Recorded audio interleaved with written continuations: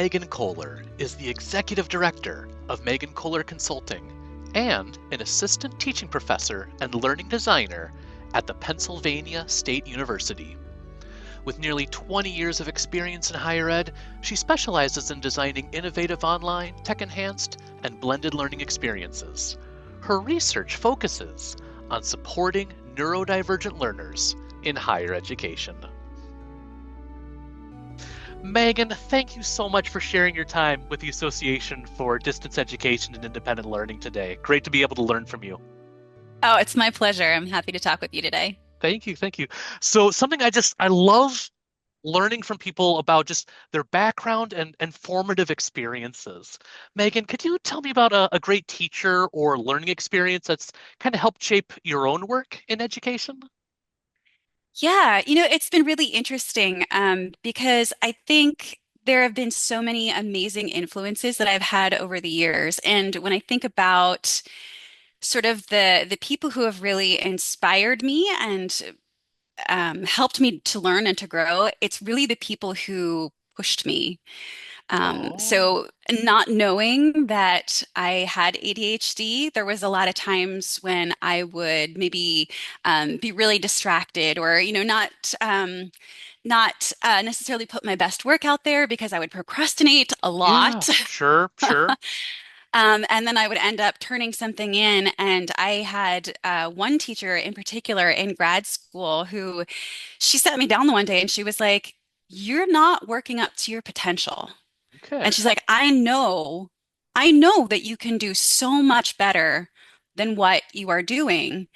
And so it was a really great moment. I think because I didn't feel like she was just telling me that I didn't measure up. The reason why Yeah. she was telling me this was because she genuinely cared. Okay.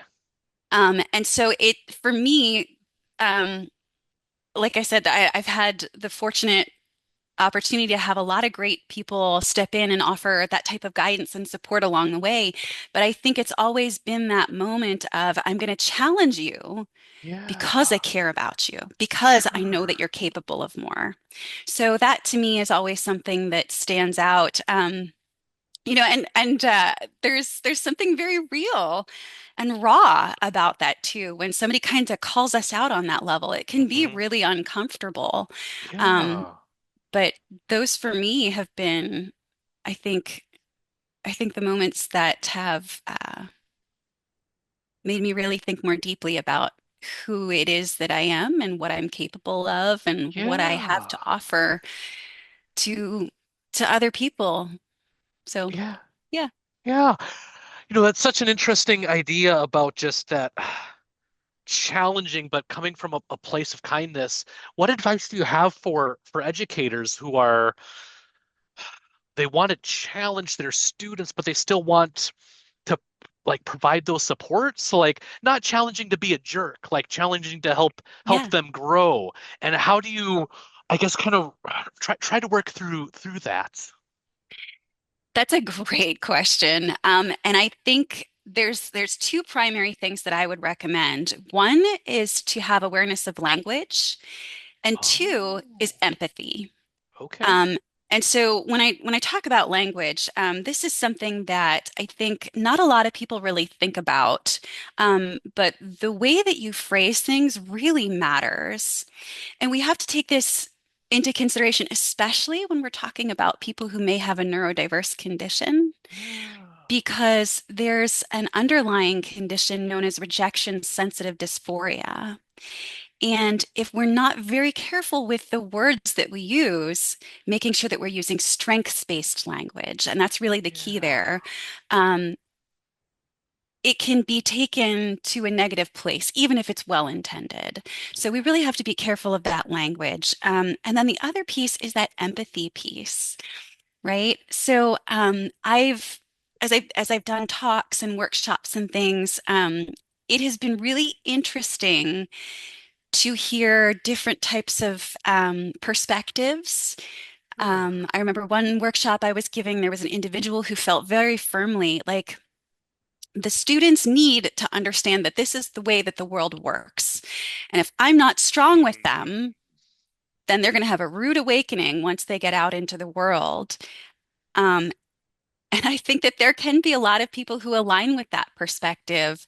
But I also think that there are there's a dynamic in which we're seeing there's a significant shift that's occurring where we're seeing a greater tolerance for neurodiverse conditions than we Yeah. saw 20, 30 years ago, Hmm. right? Or even more recently, even just 10 years ago. Yeah. Yeah. Um, and so having that empathy within those conversations and leveraging the strengths-based language, that to me is kind of like really the heart of what people can do, faculty can do when they approach the students. And I don't want to create a misunderstanding. So there's a difference between strengths-based language and sort of sugarcoating something, right? The goal is Mm. not to sugarcoat something. Yeah. It's to use language that is supportive and uplifting rather than saying, I see you not working very hard. Hmm. That's not the case. You don't see what's going on behind the scenes, Yeah. right?